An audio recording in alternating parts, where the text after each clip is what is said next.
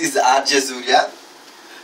నేనైతే ఉప్మా మేక్ చేస్తున్నాను. చూడండి ఎంత బాగా వచ్చిందో.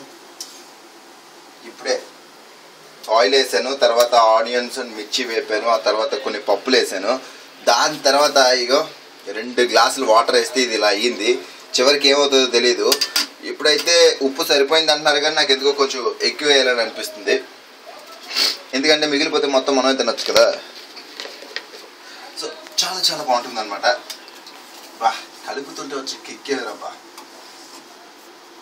చూసారా భయ్య, ఆర్జే సూర్య అంటే తోపు కేక, ఇంటికాడ ఏంటి కూర్చొని తింటారు అనుకుంటారు. మాకు కూడా ఇలాంటి కష్టాలు ఉంటాయి.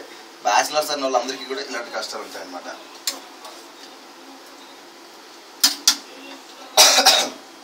సో ఇది పక్కన మరుగుతూ ఉంటుంది.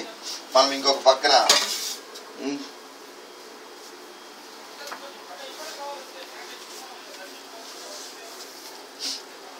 ఆయిల్తో పాటు ఇంకొక పక్కన మనము ఈ నూక ఏదైతే ఉందో దాన్ని తీసుకోవడం బెటర్ అనమాట. సో నూకని ఇందులో వేస్తున్నాను.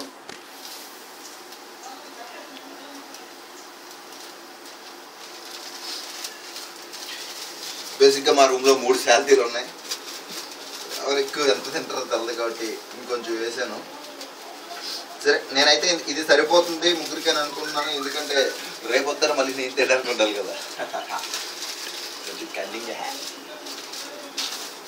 సరే దీని సంగతి పక్కన పెడితే ఇప్పుడు స్లోగా నూకను వేసుకుంటూ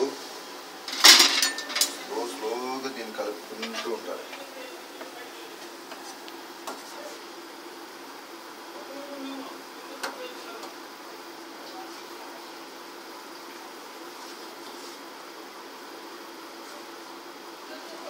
వీడియో పాజ్లో పెట్టరా.